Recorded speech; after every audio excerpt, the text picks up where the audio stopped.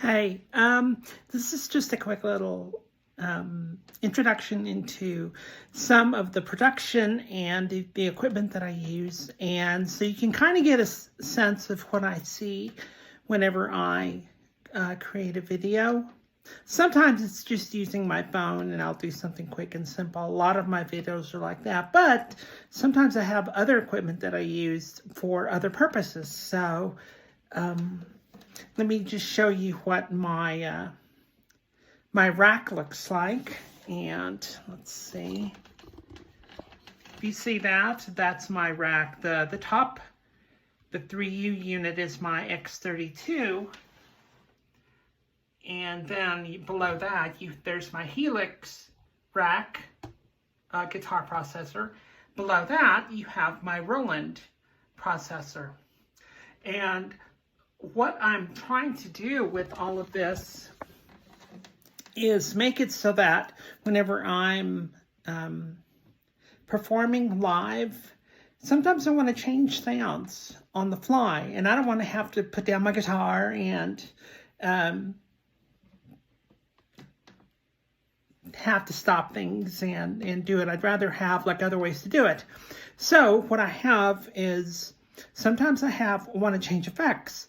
So right now I just happen to have like a reverb effect. I have a tape echo, a tape delay, and then I have like a phaser kind of. But I can go to my X32 and do it manually, change it from there. But the great thing about this X32 rack system, the great thing about that is that there is an app that comes with it. That's what you see down here. That is actually how everything works. I have all of the channels. I have the Line 6 inputs. I have the wireless all inputs here. These are all microphones for the first 8 channels. And then I have a couple of channels for the Helix, a couple of channels for the synthesizer over here. And then I have some direct inputs, so I can just plug guitars and other instruments into that. But what I do is that I have these all muted right now, except just one. And that's this mic right here. So, see? What I've done is that I've set up this pedal here, this ground control pedal, and these 4 buttons, each one of them represents an effect. So if I hit this one, then the effect comes on, and it's you can't hear it right now, but the echo effect turns on. Then if I can turn it off that, then I can turn on the echo, the tape delay. Then I can turn that off, and I actually can have another effect here. I just don't have one right now. The phaser effect, though, it's off right now. Now I can turn it on. But I can do all of this while I'm playing music, playing live. So it just takes a little bit of coordination and practice on how to use it. But I use MIDI sequences to communicate with my X32, so I don't have to do it using my my app, my wireless app. The wireless app, though, is really, really cool. Okay, whenever I'm doing like recording, and some of you may see me looking from side to side whenever I'm performing, this is why. I'll turn around and you can see what my recording setup is. And what I'm going to do is I'm going to show you what I have. So you can see that there are 2 monitors. One is on the left and one is on the right. And I have 2 cameras on a small tripod. One of them is set to do landscape, and the other one is set to do portrait.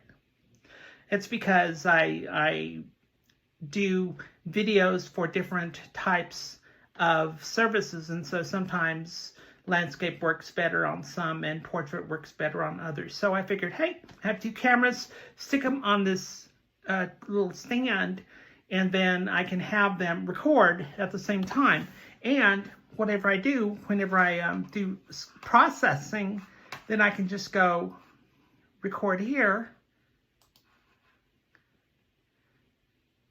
I can start recording the video. And by the way, these are 2 different instances of OBS. You can actually do that. If you have 2 different cameras, you can run 2 different instances of OBS and have one set up as a landscape and the other one set up as a portrait. And at the same time, I have this X32 going straight into my little 4-channel Scarlett, Focusrite Scarlett. That's actually what is being used in Reaper. So as I play, I'm going to play something real quick. I'm going to record, and